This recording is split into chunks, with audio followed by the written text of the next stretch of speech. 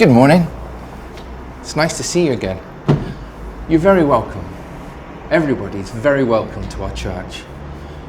Come on in and join me.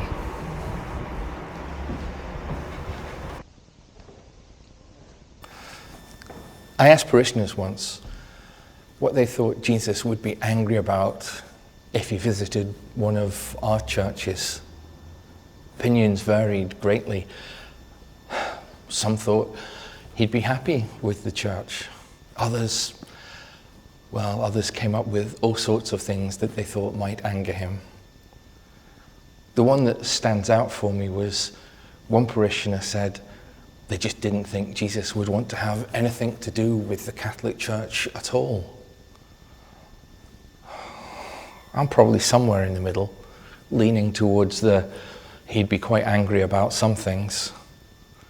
But I do think he would still be a part of the Catholic Christian church community.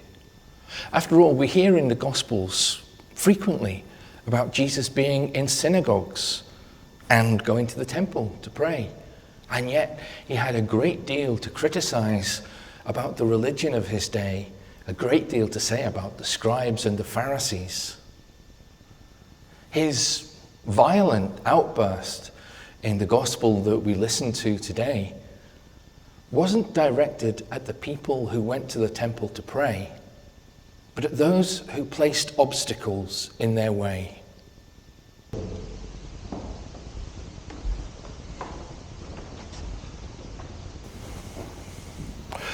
The gospel's taken from the Gospel of John. Just before the Jewish Passover, Jesus went up to Jerusalem. And in the temple, he found people selling cattle and sheep and pigeons, and the money changers sitting at their counters there. Making a whip out of some cord, he drove them all out of the temple, cattle and sheep as well, scattered the money changers' coins, knocked their tables over, and said to the pigeon sellers, "Take all of this out of here, and stop turning my Father's house into a market." Then his disciples remembered the words of Scripture, "Zeal for your house will devour me." The Jews intervened and said, "What sign can you show us to justify what you have done?" Jesus answered, "Destroy this sanctuary, and in 3 days I will raise it up." The Jews replied, "It has taken 46 years to build this sanctuary. Are you going to raise it up in 3 days?" But he was speaking of the sanctuary that was his body.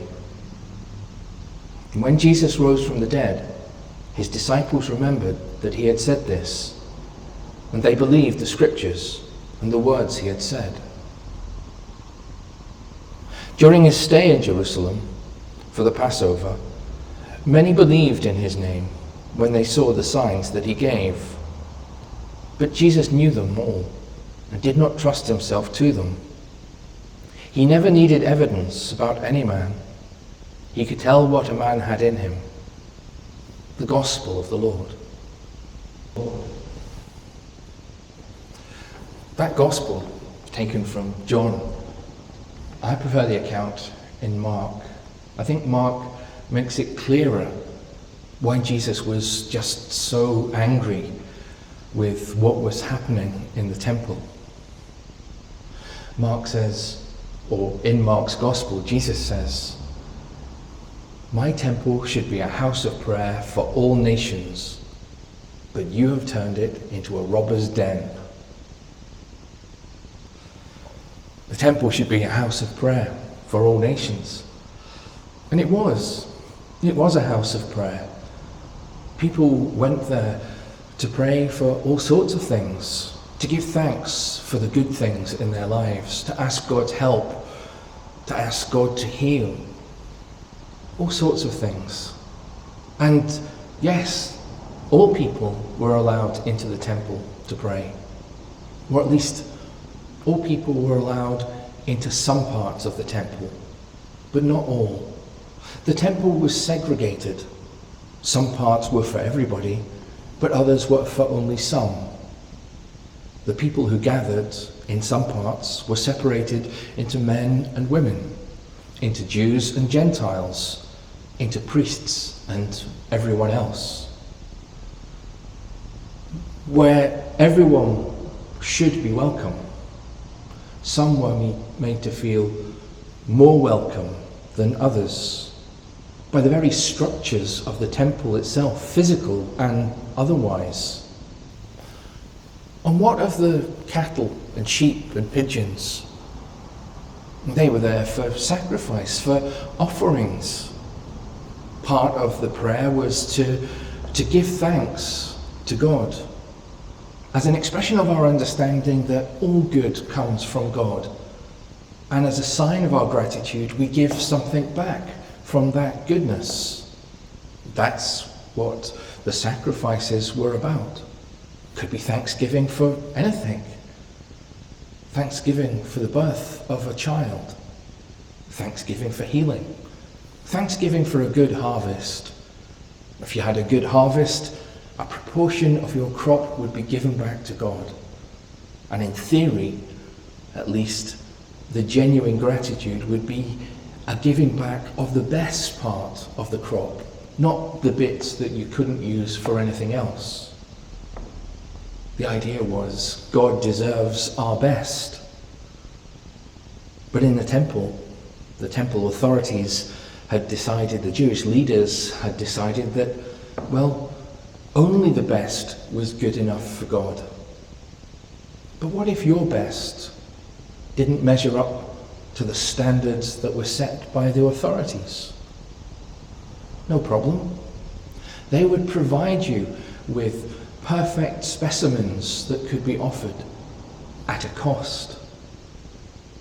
And what if you couldn't afford it? What did it feel like to be told that your best, the best that you have, the best of you, isn't good enough for God? How welcome do you feel in God's company if the authorities are telling you that you're not worthy of that company? You need to exchange something of yourself for something better. Similarly with the coins, the money changers. People were taxed by their religion, as people are taxed by their religion today in various ways. But in the temple, tax was paid in temple currency. But people didn't use it in their daily lives. They used ordinary money in their daily lives, Greek and Roman. But that wasn't suitable. That was improper for temple use. But not to worry. The temple authorities had arranged for you to have access to money changers who would change money into temple money at a cost. Not even your money, your hard earnings, are worthy of God. That's what Jesus raged against.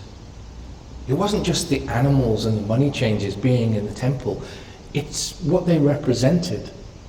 The barrier, the obstacle they represented, they placed between people and their experience of being close and loved by God. And I think that's what Jesus would rage against in our church today. Those things that place barriers between us and our experience of God. Yes, we talk about everybody being welcome. But in our teaching and in our practice, does everybody feel equally welcome? Or do we make things difficult? Do we make some feel less welcome than others? Do we make some feel uncomfortable in God's house, in God's presence? We talk about our being here at Christ's invitation. An invitation that's issued to all people, to anyone who wishes to come into Christ's presence, to learn from him. And yet we place limits on others' ability to accept that invitation. Yes, you're very welcome in our church. Yes, you're very welcome into the life of our community. But hold on, only in part. Not to all parts of the life of our community, but only some. depending on your gender and your sexuality and your marital status and your age, church authorities still decide who is able to receive Christ in the Eucharist and who isn't, despite Christ being the one that issues the invitation to all people.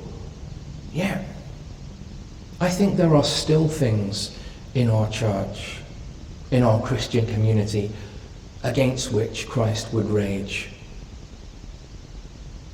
And I wonder sometimes, is that the invitation of Christ? That we share in his rage sometimes, and our rage encourages us to action.